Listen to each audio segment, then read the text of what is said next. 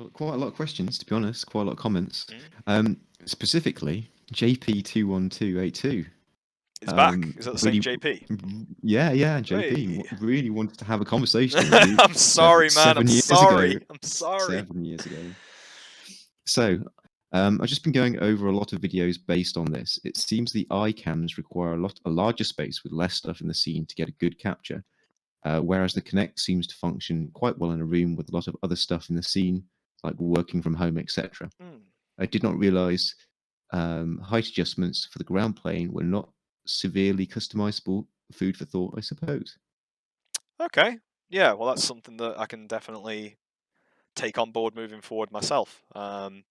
Yeah, I've still used PlayStation Eyes in a very small environment, as I said, like a 1.5 meter by 2 meter volume, somewhere around that region.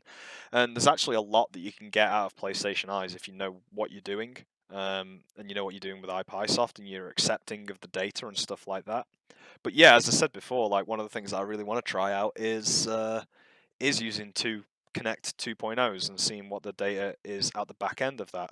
Funny thing, actually, incidentally, when I was doing a lot of research into facial tracking and stuff like that, is the Kinect 2.0 apparently is terrible for facial tracking in comparison to the regular Kinect. I've forgotten the reason now. I think it's how close you can get with the depth, maybe, or the frame rate, or something to do with that. But ultimately, it just wasn't very good. Um, so yeah, that's why I'd be interested from a body point of view what the Kinect 2.0 can do. But yeah, you can still use PlayStation Eyes in a small environment. I did 4 PlayStation Eyes in a working from home environment. Each of the cameras was about a meter or above. Some were on curtain rails and stuff like that. So yeah, I'm not the cleanest of workers, but I definitely get a result out at the end of it. That's for sure.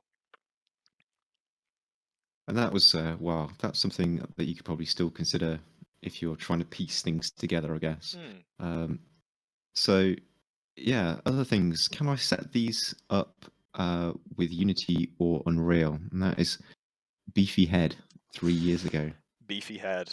You totally can. As far as plugins are concerned, I couldn't tell you. Probably not. If you're working with Motion Builder, everything becomes a hell of a lot more easier. You can definitely stream Motion Builder into Unreal, probably into Unity as well. But as far as iPy to to Unreal, you're never going to get a live feed out of iPy. It's never going to happen. It needs to analyze the video and it needs to track the frames and stuff. So you're never going to get a live feed out of it. Maybe with a Kinect, but I think we've all been to a museum that tried to incorporate a Kinect to kind of like show you something.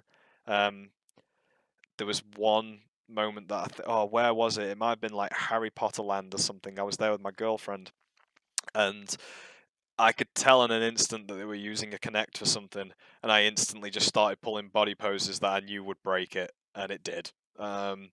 So yeah, it depends on what your end result is, but ultimately, yeah, all of this stuff in post can be taken into Unreal. It's just standard skeletal information that can go on your character, and you can import that in without any issues, really, as long as you know what you're doing. Well, they've. I suppose again, it's limitations of software more than anything else. I don't necessarily see why there's a reason why you couldn't do that, other than software to do it. Yes, Uh, that would be it. Yeah, Epic, just not having the software. Epic have definitely got some sort of integration for motion capture now, so it could be real time. It just won't support the right or the cheap sensors and stuff. No, no. So I mean, I was going to say on a point of that, yeah. I mean, one of the things that a lot of games companies do and a lot of motion capture houses do is stream directly into Engine, because engines these days are becoming quite quite indicative of the end product. It's a way I'll put it. yeah, was it Senua's Sacrifice that they demoed that live? Well, the Mandalorian as well is entirely Yeah. yeah. So So it's doable. Again, it's trying to recreate that at the ghetto level, I suppose. yeah, the ghetto level. Oh, I love the ghetto level. So this sounds like a question that we've probably had before, because the other guy was talking about setting up 3 PlayStation Eyes. Someone called Vinu Coretti 9 months ago just wants to know how to set those up. I mean, there obviously is some sort of issue with setting up multiple PlayStation Eyes. Yeah, I mean, I guess my go-tos for that would be make sure that you're using active repeater cables. I don't know if that is what you mean by setup. How do you set them up? Literally, well, if you've got 3, I'd be doing a half moon effect. I wouldn't be trying to. I wouldn't be. Yeah, I wouldn't be trying to. Yeah, you'd have to do a half moon effect. I wouldn't do a triangle. A triangle might be really weird. Maybe possible, maybe, but maybe stay away from that. Yeah, other than that, I can't really think about how to answer that other than those 2 things, really. How to set them up, read the documentation, and follow my videos from 8 years ago. That'll get you somewhere. Or And that's buy quite another one. funny. Buy another PlayStation Eye. I bought all of mine at that time, 8 years ago, for £1 a pop. £1 each. CEX, they're great. And that's a really funny statement to make, because basically, well, yeah, the following question comes from Vinu again. So his question, which is another question, how do you connect 4 PlayStation Eye free controls? Right, so he went out and bought the extra camera, and now And he doesn't. still doesn't, Yeah. doesn't know. How do you connect them? Active USB repeating cables. I think from the last time that I checked, you can only really have 2 of those working on a single USB port. So if you've got like a splitter or something like that, you can only bring 2 feeds into one USB port. That might be different if you're using a 3.0 port, but definitely on 2.0 ports, you can only have 2 feeds going into a single USB port. Bandwidth. And again, that could be, I suppose 2 limitations, software and bandwidth. So what does JP have to say? JP, and another thing. I have solved the floating point problem with help from my friend using 2 Kinects. It's all about that granny root bone on your skeleton rig and adjusting the height just right for your actual height as a human being. Early stage testing showed remarkable performance gains. Also, if you're interested, Lost on Exile, it's a .com. I'm not really sure what you're saying there. I mean, Oh, that's 7 years ago as well. I think he's trying to give us a link there because you can't put links Yeah, in chat Lost on in Exile. yeah, Yeah. lostonexile.com. JP, you've commented a lot. I will go and check that out at some point. But yeah, that root bone thing sounds very interesting. It sounds essentially like you're trying to do the auto fit or whatever, but then you manually move that root bone and maybe do another auto fit once that's manually moved or something to just try and really solidify the position of where those hips are. Yeah, if your center of mass is off, then you're going to have bent knees and everything. So yeah, that's a really good tip. Yeah, JP, I hope it's all working out for you, buddy. Well, he's hoping 7 years ago. Yeah, I'm waiting for the next comment from JP. Yeah, he solved his problems, and there might be another one in a minute, actually. So Joshua Lorenzo, 3 years ago, what is that everyone holding when calibrating the cameras? Oh, I just happen to be holding it now. Actually, it's a Maglite, and the cool thing about these mini mags is this will go into a mode called candle mode. So you've obviously got standard kind of thing there. Probably messed up the webcam now. But what you can do is you can unscrew the top of this and it becomes a candle. Now, why is that important though? So the reason that that's important is if I hold this above my head right now and I've got 4 cameras that are all around me, this can be seen from every single camera all at the same time. It's the simple principles of triangulation, really. If you can't see that point in all 4 cameras, then it doesn't know how to calibrate itself with the other cameras. It doesn't know how to align itself. So yeah, that is what we're holding. It's a Maglite. It's in candle mode, and yeah, it works pretty damn good. Okay. So, Davy Veas, he's talking about the calibration height problem. Is it possible that camera 1 is the oldest and basically therefore not as good at detecting things as the other cameras? I couldn't answer that. I mean, you've Obviously, it already was. mentioned that the Kinect varies in quality. Yeah, I mean, that was obviously a long time ago. I'm just going to see if there are dates affixed to these. Serial numbers. I mean, they mean, yeah, okay, to be fair. These both have different bottoms to them. One says Europe only. The other one doesn't. So let me just check another one here. Let's just check. That's another Europe only, and then my fourth and final one, even though I do have 5, Europe only. So I guess you could be onto something there. Mike, let me know when that's somewhat visible. The bottom of these two webcams are definitely different. Yeah, definitely. So the iconography and everything on there is definitely different. For So microphone array you've system, got one that isn't the same. yeah, one says PlayStation Eye at the back, the other one doesn't. These were definitely the ones I was using back then because they've all got the tape around the bottom. Yeah, that's a really interesting point. Maybe I'll go and look that up. Yeah, thank you for pointing that out, or well, not pointing it out, but at least thank you for potentially giving me something to look into because that's quite interesting. So that was 6 years ago. You could have solved that by now. Hey man, we'll get there. Yeah. So this is the gentleman that called you out, Lauren Levine, Called me out. and yeah, and 8 years later, Oh, that was so that was the comment. Yeah, 8 years later. Yeah, 5 months ago. yeah. What was the name? Lauren Levine. Levine, yeah. Lauren Levine. You're right. Um, it's something that has been on my mind ever since I created this channel. Just because I knew that there were comments coming in, and I knew that I wasn't necessarily answering them. Life does weird things. I had to try and find my professional footing, and I thought that at first that was an education, and I was wrong. Um, and then uh, being able to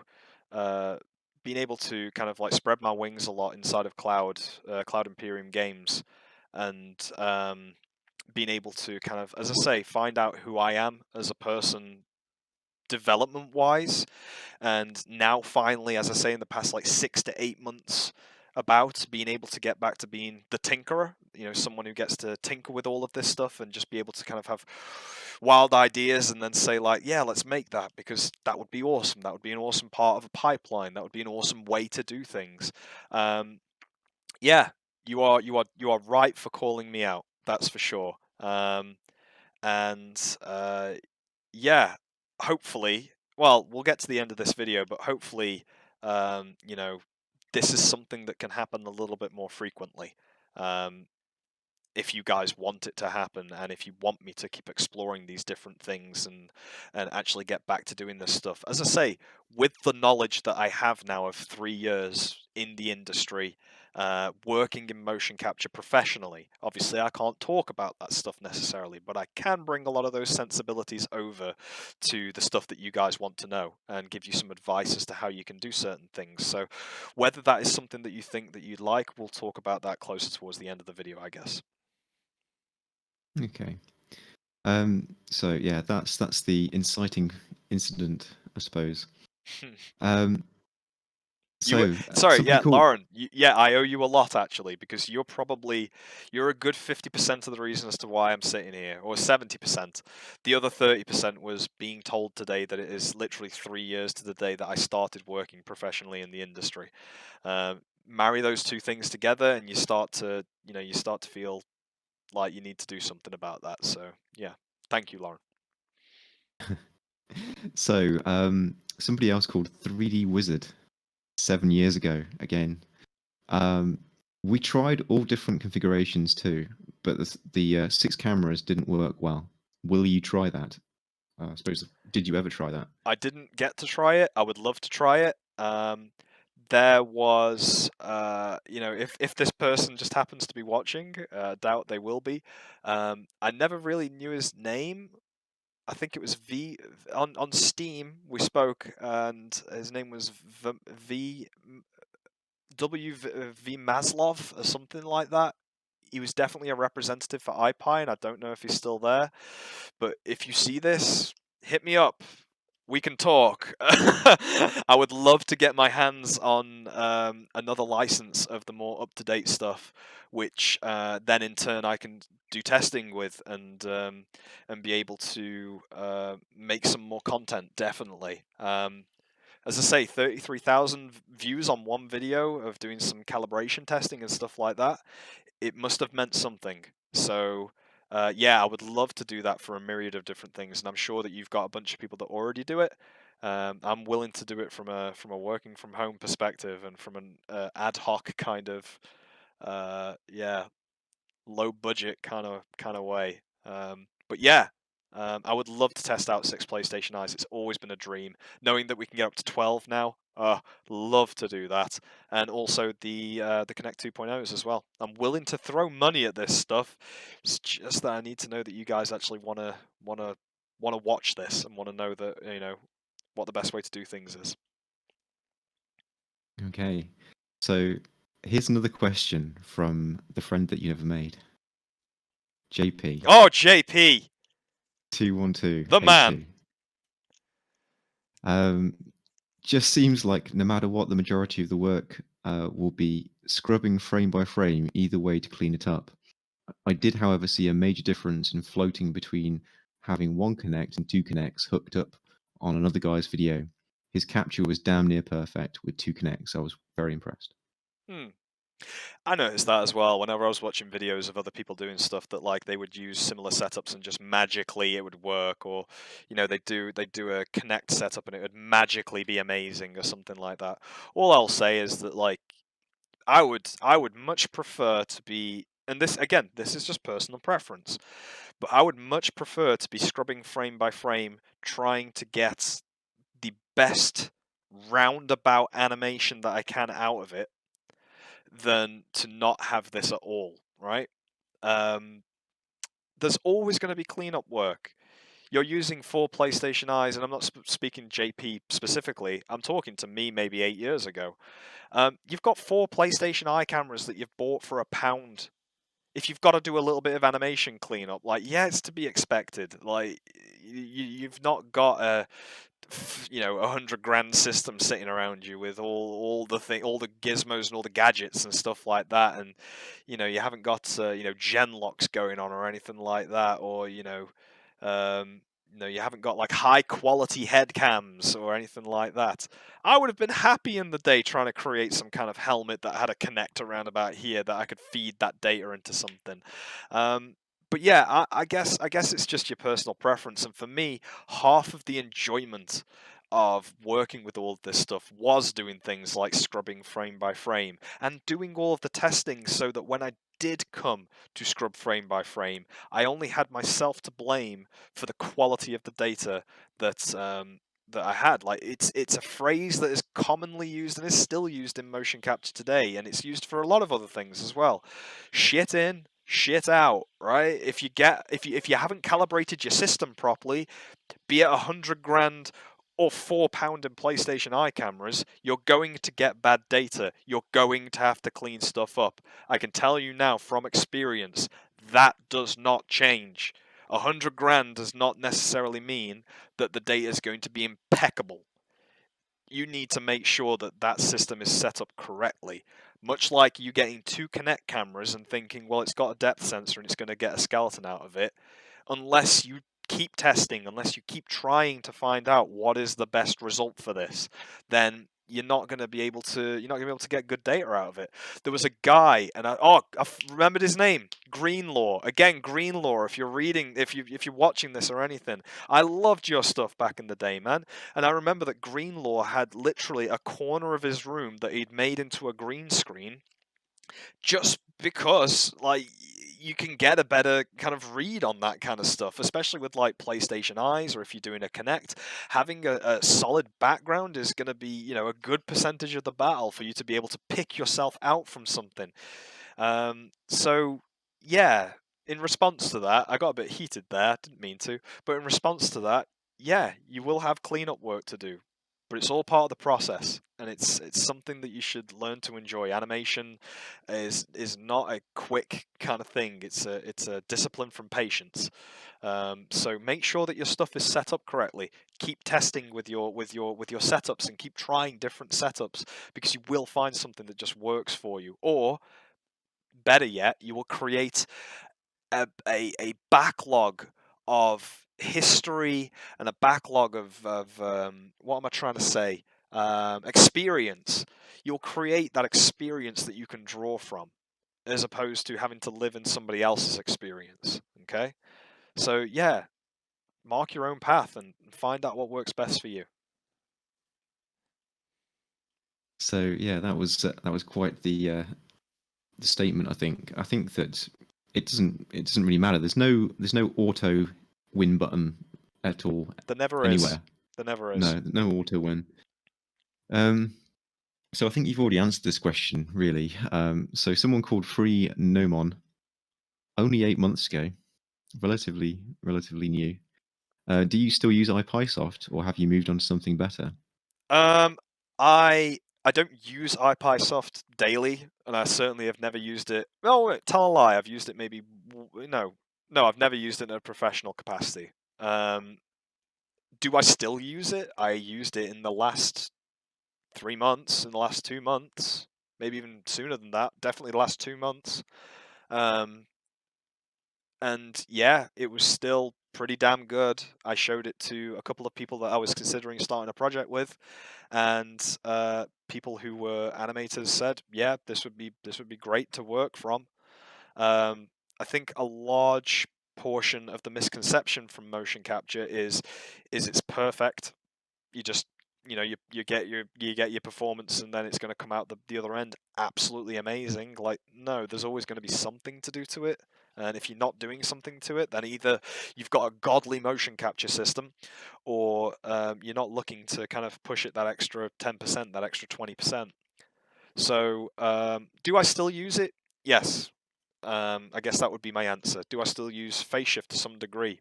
Yes, to some degree. There are ways that you have to use it, and there are specific ways of getting the data out of there. But yeah, yes. Have I moved on to anything new or special? Honestly, I haven't seen anything new or special. iPy was kind of an all-encompassing thing for me, and I never really felt like I needed to look for anything else. I think I did do a bit of a cursory search on the internet just to see if there was anything out there which was similar, and I think I just came back to iPysoft, if I'm being honest.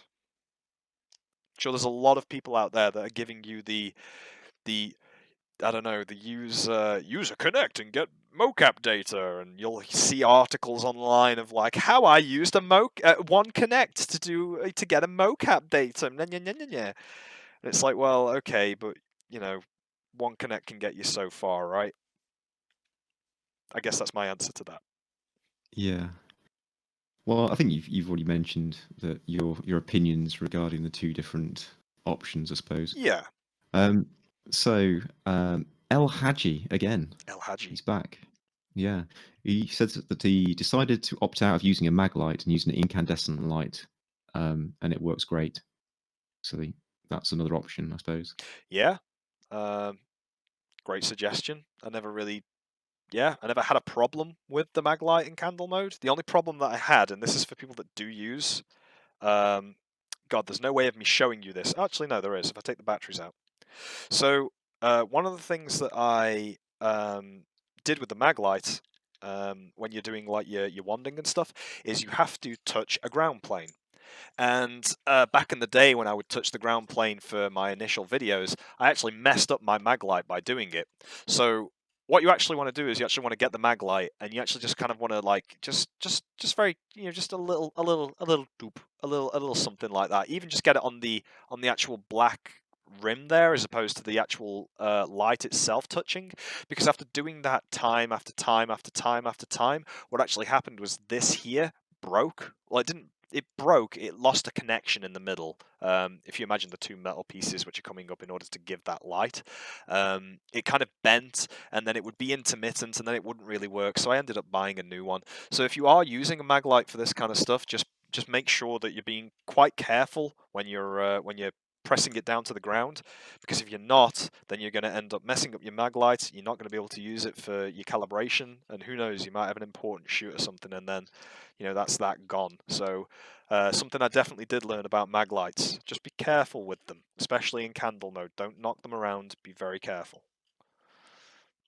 I guess the other option might be to you can get like a diffuser cap thing for the end of it. Mm. So Looks that like would a little definitely, ball or something on the top here that just kind of yeah, they're yeah. like usually they're more like traffic waving cones or something like that. Yeah, I guess one of the things I'd But say about that is like you kind of want it to be as pinpoint as possible. yeah, So having something on top which would make it a little bit bigger, or even if it could just kind of funnel it into a little point at the top there, maybe that would be cool. But yeah, as I say, candle mode is fine. Just be careful when you're doing the ground plane stuff. You don't want to knock it too much. okay. So I thought this was code, but it's not. It's just written uppercase and lowercase. Okay. So Sonic Crackers 5 years Sonic ago. crackers. All Yeah. right. +1 for your third birthday wallpaper, if that means anything to you. Thanks for this. Just got this myself and was looking for something to jumpstart me. Cool. +1 for my third wallpaper. That's either a YouTube thing. I don't know if I've been hacked and someone's put a wallpaper on there, but the only wallpaper I ever really exhibited in any videos was Heather Mason from Silent Hill 3. I never really got a chance to say this on the channel, because why would I? Silent Hill is definitely my favorite game series of all time. I love that. Well, Silent Hill 1 to 4, the others had good points to them. But certainly those original Silent Hills they were amazing, and still hold them very dear to my heart today. Still a massive Hideo Kojima fan as well, after the whole Silent Hills thing kind of fell through. And yeah, I would love to be able to work for Kojima Productions one day. That would be a real big. That would be awesome. So Kojima, if you're Could have watching dreams. this, Yeah. if you need a mocap Could have guy, dreams. I'm right here. He's managed to get through the past, I don't know how long we've been doing this, an hour and a half or something. Yeah, yeah. So there's someone called Gacha Yuki 4 years ago. A step-by-step how to create your first animation with iCam. I'm not really sure what they're trying to say there. Was it a step-by-step video? A step-by-step of how to do this with iCam. Well, they're not called iCams. They're PlayStation Eyes. So I don't know what that is reference to. And a step-by-step, I thought I kind of did that to some degree. Maybe Sorry. Maybe the back end I didn't do. Maybe the actual capture and the cleanup and that kind of stuff. Maybe I didn't do that. Maybe I didn't do like motion builder centric stuff. Which, by the way, if you guys want to see, I am more than happy to do. But yeah, I guess I didn't do any of that kind of stuff. Yeah, I pretty much showed the technical side of it, and that was about it. So if that's something that you'd be interested in, guys, just let me know, and I would be more than happy to do kind of a step-by-step tutorial on that stuff. Okay. 7 years ago, Knights 312312. Thanks for the video. Could you elaborate why you're using a full circle rather than the half circle? Haven't decided yet, but what I've seen, full circle seem to be more for 6 camera rigs. Yeah, to some degree, fool on me for that, but here was my point. Here's my validation for back then. I knew I wanted a circle setup regardless. I knew I wanted to try and get 360 degrees. I knew I wanted to kind of capture everything from every angle. The reason being, and this is still a thing today. With 360 degrees, you've got better animation reference than you do if it's just a quarter circle or a half circle. Okay, if you've got one camera looking at you here, and let's just say you've got 4 in total, right? I would prefer to have 2 cameras there and 2 cameras back left and back right than to have one necessarily like directly in front of me. Having that is absolutely fine, and if I had 6, I would definitely go for that kind of a setup. But for me, it was about animation reference, and it was about being able to see everything from every angle, because if I couldn't track it in iPySoft, then I needed to recreate it in order to get an animation at the back end of it. So that was my justification for doing a full circle as opposed to like a half moon or anything like that. But And the I'd say last you are one, correct though. Yeah. Halo, 7 years ago. Nice. Have a go at using the motion controllers for the iPie. I would love to. And if Yeah, you'd like to see that, then I would love to do that. yeah. Well, that makes it easy. So that was the last one. You've been through pretty much all the relatively interesting comments over the past 8 years now. I'm up to date, right? Well, now, yeah. So you can start again, leave it for another 8 years. Leave it for another 8 years, yeah. Well, I guess that kind of funnels into the end of this video then, and kind of like, I guess, like, and now for my final thought. Yeah, I don't want to let this channel die. I've already let it, get necrosis, and to start having like limbs fall off and stuff like that from it. But I don't want it to die. That would be a really bad thing. What I would like to do though is if any of the 610 subscribers out there actually see this pop up in their feed, and actually take the time to click it, and who knows, this could be in multiple parts at this point. Depending on how it's edited, I will tell you now that Mike, who's been asking the questions to me, will be doing the editing on this video, because I don't have time, and I trust Mike, and Mike's good with making things look good. So yeah, he'll be editing this video, and who knows, it could be in multiple parts. It could be the Q&A is in one part, and then the update is in another part, because if this is a long form video, I wouldn't want somebody to sit through an hour of just random questions and stuff like that. But if there is anything that you guys would like to know, or if there's anything that I can help aid you with, information wise or anything like that, which comes from somebody who's gone from university through the education system, uh, become an educator, um, worked with all this like hacky kind of home kind of mocap stuff, to then work in a professional environment with a multi-million-dollar company. If there's anything that you would like to know, or if you would like me to continue just making videos like this, maybe in a better capacity, probably a better microphone on my part, then please let me know. I would love to keep doing this stuff, and I might just do it anyway. There's a bunch of people that I could interview inside of the industry who have got differing opinions and thoughts and stuff like that about motion capture, animation, all that kind of stuff, and I'd love to bring those to the table, as well as Mike, who has got a wealth of knowledge to offer as well. So yeah, if you'd like to hear any more, or if you would like to see any more, or if you'd like to see more testing or anything like that, just anything that you want to know, please just let me know in the comments, and we maybe make another video like this or something, which is maybe shorter and a little bit more punchier, now that we've got this bulk out of the way. Yeah, I guess that's everything that I've got to say. Sorry it's been 8 years, but I'm back to some degree. So yeah, thank you, Mike, for everything. Thank you for asking questions, and thank you for doing the editing on all of these videos. Who knows?